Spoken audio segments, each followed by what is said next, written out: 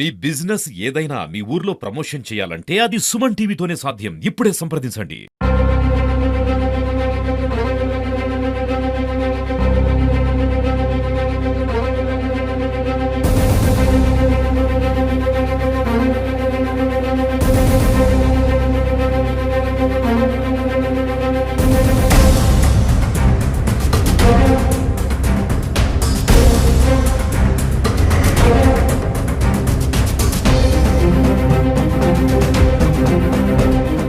Media సోదరులకు నమస్కారం. ఈరోజు కొత్తగూడ మండల కేంద్రంలో మా అభ్యర్థి భూపతి శ్యామల తిరుపతి గారి ప్రచార నిమిత్తం అలాగే మా అభ్యర్థులందరితో కలిసి మాట్లాడాలని రావడం జరిగింది. నాతో పాటు చేసిన గౌరవ నియోజకవర్గ ఇన్ఛార్జ్ మాజీ జిల్లా పరిషత్ చైర్మన్ గారు సోదరి బడే నాగజ్యోతి గారికి, మా సోదరులు మండల పార్టీ అధ్యక్షులు వేణు గారికి, శ్యామల గారికి, సువర్ణ గారికి, వీరన్న గారికి, అలాగే పెద్దలకు మీ అందరికి పేరు పేరున నమస్కారం. ఇవాళ రాష్ట్ర ప్రజలు ప్రత్యేకంగా గ్రామీణ ప్రజలందరూ బీఆర్ఎస్ పాలన తిరిగి కోరుకుంటా ఉన్నారు. కేసీఆర్ గారు మళ్ళీ రావాలి. కేసీఆర్ గారి నాయకత్వంలోనే ఈ పల్లెల మరి బాగు జరుగుతుంది. ఆ రోజు పల్లె ప్రగతి తీసుకొచ్చినా, లేకపోతే మరి ఒక హరితహారం తీసుకొచ్చినా, లేకపోతే సర్పంచ్లను జవాబుదారీ చేసినా అది కేసీఆర్కే సాధ్యమైంది. మరి ములుగు జిల్లాకు సంబంధించి మొన్న ఏటూరు నాగరం 3000 పైచీలకు మెజార్టీతో గెలవటం, తాడ్వాయి గెలవటం, కాంగ్రెస్ పార్టీ అధికారాన్ని అడ్డం పెట్టుకొని అధికారులను పావులుగా వాడుకొని వాళ్ళ భుజాల మీద తుపాకులు పెట్టి బీఆర్ఎస్ పార్టీ నాయకులను కాల్చాలని చూసినా వెరవకుండా మా నాయకులు బ్రహ్మాండంగా పనిచేస్తూ ఉన్నారు. అందుకనే మంచి ఫలితాలు వచ్చినాయి. ఈరోజు కూడా 2వ విడత ఉంది. 3వ విడతలో కొత్తగూడెం, గంగారం ఇవన్నీ జరగబోతున్నాయి. కాబట్టి మరి కాంగ్రెస్ పార్టీ 2 ఏళ్లుగా ఇచ్చిన ఏ ఒక్క హామీ నెరవేర్చలేదు, ఏ ఒక్క గ్యారంటీ అమలు చేయలేదు. ఇవాళ ప్రజల అవసరాలు, ప్రజల కష్టాలు, పరిపాలన మరి గాలికి వదిలేసి రేవంత్ రెడ్డి గారు ఫుట్బాల్ ఆడుతున్నారు.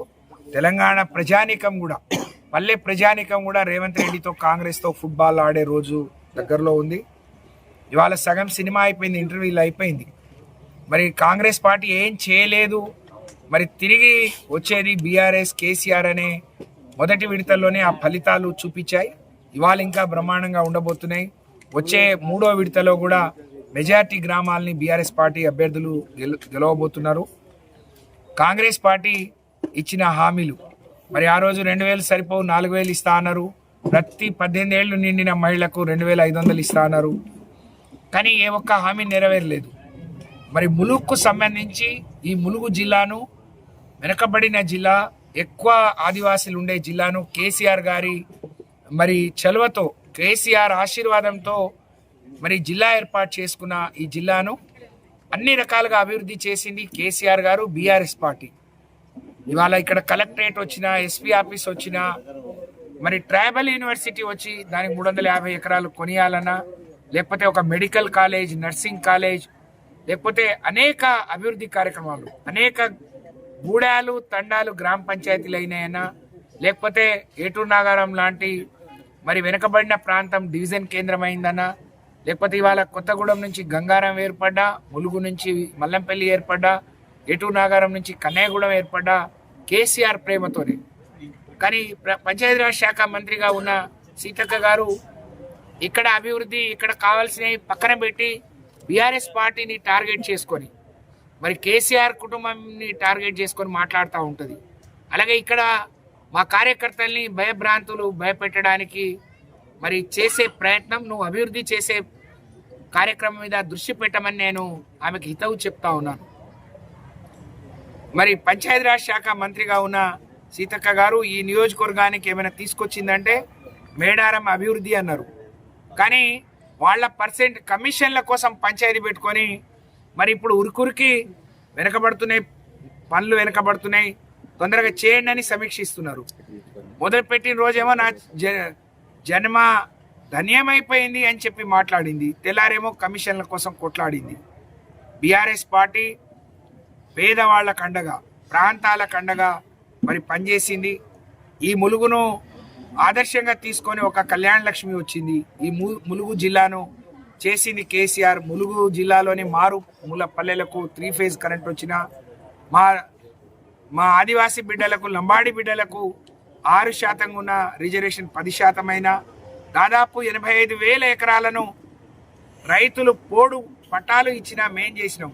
కానీ నేను మరి ఉద్యమకారిని, నేను చాలా చేసినా అనే సీతక్క మరి 1 ఎకరానికన్నా ఓడు పట్టాలు ఇచ్చిందా అని నేను అడుగుతా ఉన్నా.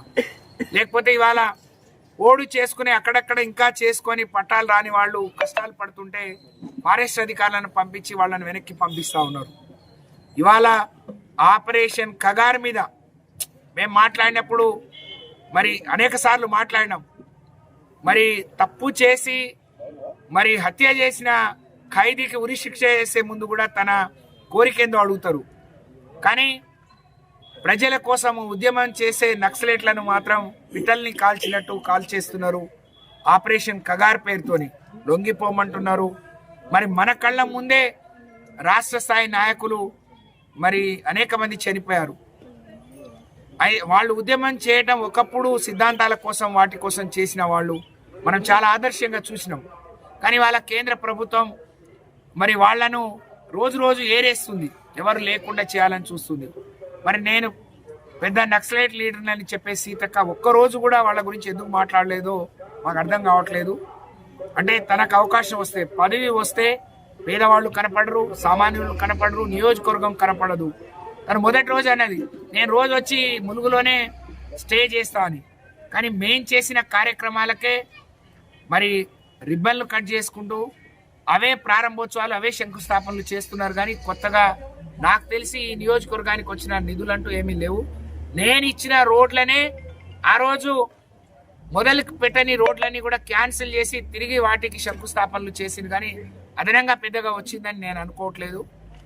మరి వ్యక్తిగత సర్పంచులుగా పోటీ చేసే అభ్యర్థుల మీద ఒక మంత్రి స్థాయిలో ఉండి వ్యక్తిగత దూషణ చేస్తుంది. అది పక్కన పెట్టేసి నువ్వు మంత్రిగా ఉన్నావు, నువ్వేం నిధులు ఇస్తావు, ఏం బాగు చేస్తావు అది చెప్పుకొని ఓట్లు అడుగు. కానీ వ్యక్తులను కించపరిచే విధంగా వాళ్ళను వ్యక్తిగత దూషణ చేయడం మానుకోవాలని, లేకుంటే బీఆర్ఎస్ పార్టీలను బెదిరించి మీరు మీ జిల్లా అధ్యక్షులు మరి కాంగ్రెస్ పార్టీ అనేవాళ్ళనే బెదిరిస్తున్నారు, మాకేం అవకాశాలు రానియట్లేరని గాంధీ భవన్కే స్వయంగా వచ్చి ఫిర్యాదులు చేసి, అంటే మీకు అలవాటు ఒకళ్ళని బెదిరియటం, ఇంకొకళ్ళని భయపెట్టడం, మాకు అలవాటు లేదు. మీరు ఏ విధంగా బెదిరించినా భయపెట్టినా భయపడకుండా బీఆర్ఎస్ పార్టీ నాయకులు సైనికులుగా పనిచేస్తారు.